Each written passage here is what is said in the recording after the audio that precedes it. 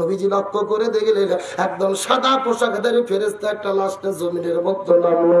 নবী আস্তে করে যাওয়ার পরে হানজালার চেহারার দিকে লক্ষ্য করে দেখলেন হানজালার পুরো মাথাটা ভেজা, আর তার মাথার চুলগুলো ভিজে ভিজে টপ টপ টপ টপ করে পানি বেয়ে বেয়ে এখনো জমিনের মধ্যে পড়তেছে।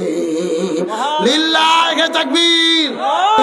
গভীর রজনীতে হানজালা যখন স্ত্রীকে নিয়ে বাসর ঘরের মধ্যে ছিলেন, এমন সময় মদিনার গলির ভেতরে কে যেন চিৎকার করে ডাক দিয়ে বলে, কুতিলা মুহাম্মদ, কুতিলা মুহাম্মদ, মুসলমানদের নবী মুহাম্মদ বিদায় নিয়ে চলে গেছে।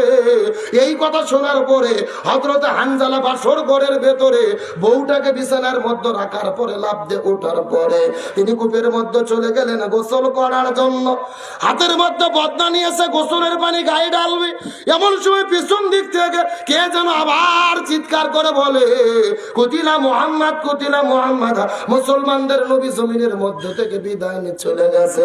এই কথা শোনার পরে হযরত হানজালা ওই গোসলের পানিটা ফেলে দেওয়ার পরে এক দৌড়ে ঘরের মধ্যে ঢোকার পরে হাতের মধ্যে তরোয়াল নেওয়ার পরে আস্তে করে যখন ঘর থেকে বের হয়েছে ওই উহুদের ময়দানে দৌড়ে দৌড়ে যাওয়ার জন্য, পেছন দিক থেকে তার বিবি চাদরটা টেনে ধরার পরে বলে, ও গো প্রাণের স্বামী, আপনি যুদ্ধের ময়দানে যাবেন, আপনি জিহাদ করতে যাবেন, আমার কোনো আপত্তি নাই, তবে আপনার তো ফরজ গোসল বাকি, আপনি একটু গোসল করে জিহাদের ময়দানে যাওয়ার জন্য রওনা করেন।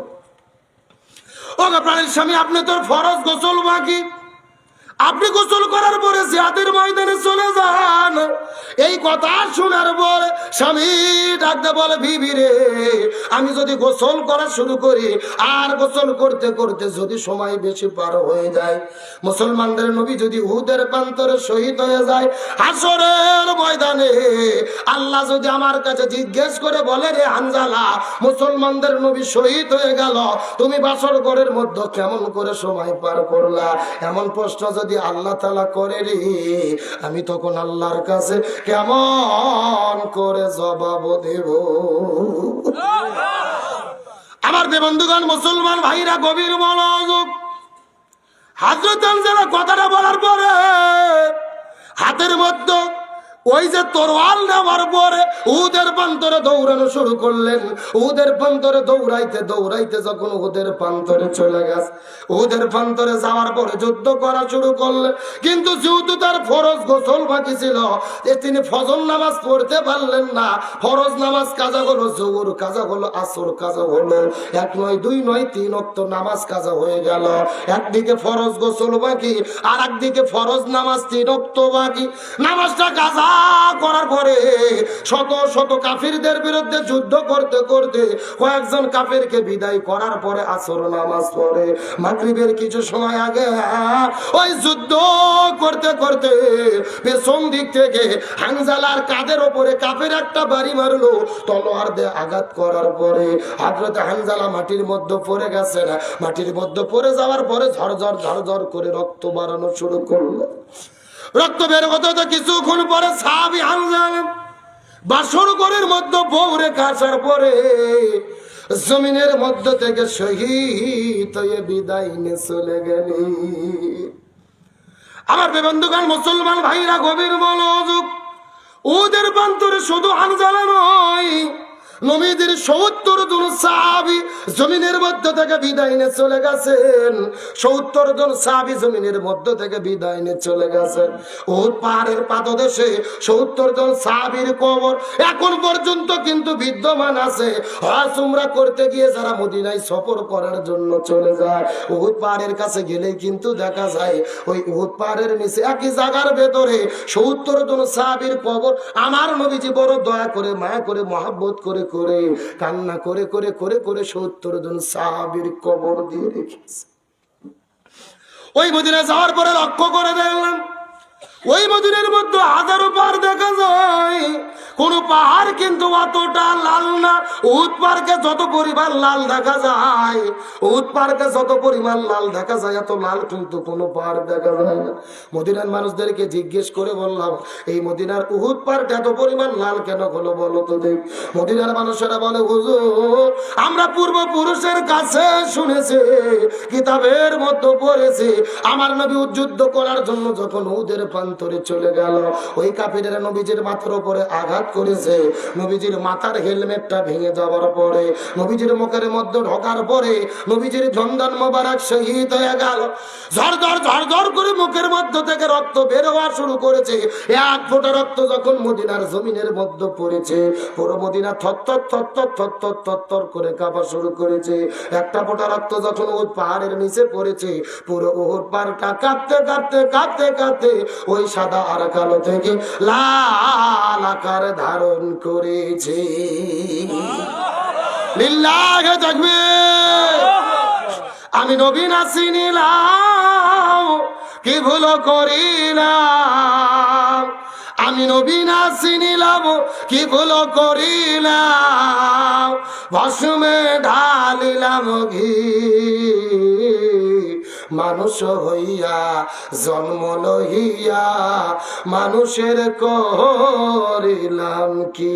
আমি মানুষ হইয়া জন্ম লইয়া মানুষের করিলাম কি।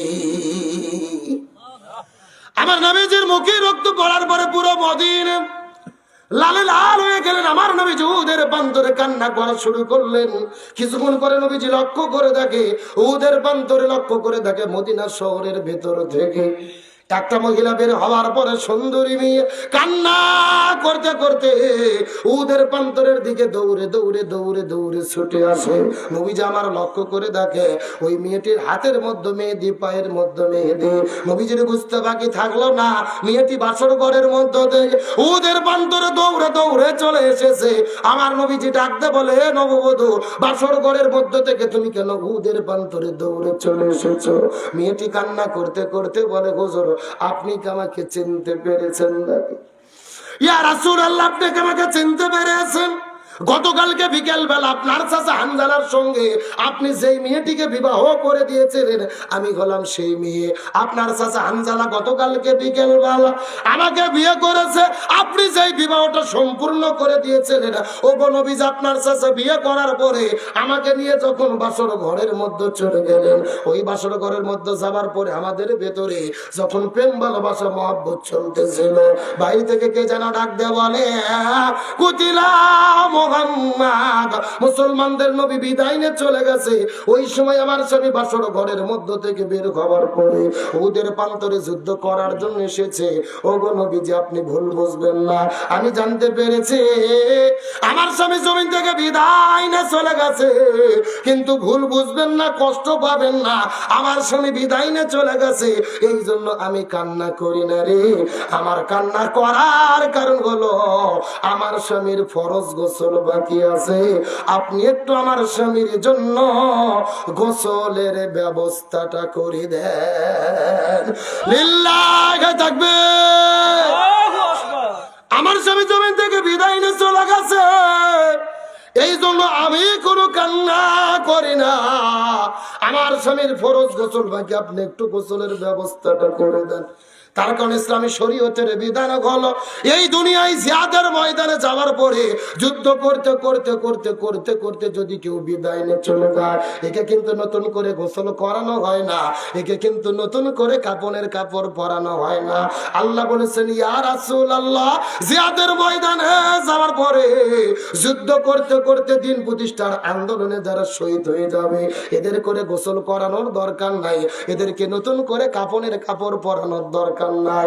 এই মানুষগুলোকে রক্ত মাখা জামা নিয়ে কবরে দাফন করে দেবেন হাসরের ময়দানে। এই মানুষগুলো রক্তাক্ত জামা নিয়ে আল্লাহর কাছে শাহাদাতের কাতারে দাঁড়িয়ে যাবে।